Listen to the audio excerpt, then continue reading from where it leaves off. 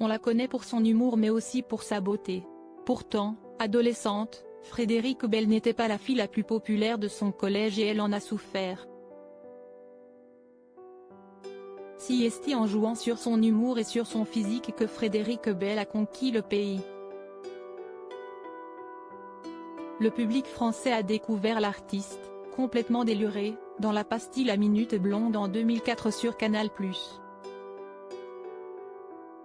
Et la comédienne n'a, depuis, plus jamais quitté notre paysage audiovisuel et cinématographique.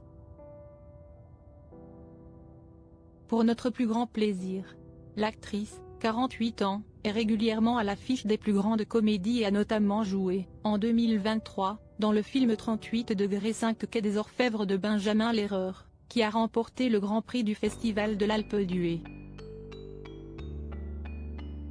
Et pourtant, les choses n'ont pas toujours été aisées pour elle. Frédérique Bell victime de moqueries au collège. Difficile à croire, mais Frédérique Bell a longtemps été victime de moqueries de la part de ses camarades, quand elle était toute jeune. Au collège, j'avais les dents en avant et je ne voyais que d'un œil.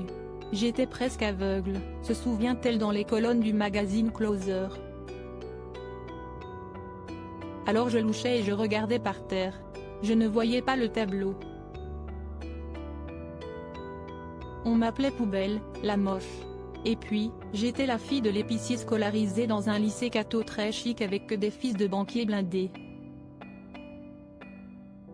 Les choses se sont arrangées au lycée.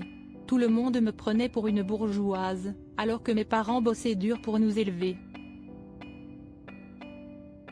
Si est-il là que j'ai commencé à soigner mon port de tête, mon attitude, ma tenue.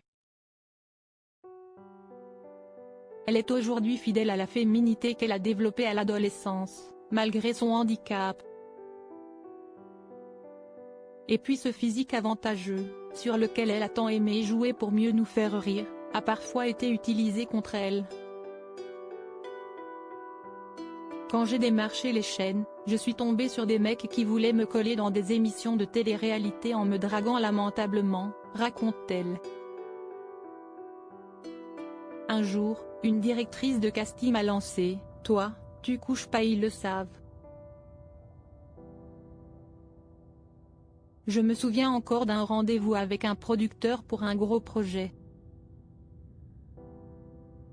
Il m'a dit, droitasse les yeux, j'hésite entre toi et une autre actrice mais elle est plus conciliante. Mon cerveau a bugué. Je n'avais pas compris ce qu'il insinuait par conciliante. Voilà qui n'a pas empêché Frédérique Bell de s'en sortir formidablement bien. Retrouvez l'interview intégrale de Frédérique Bell dans le magazine Closer _968 du 29 décembre 2023.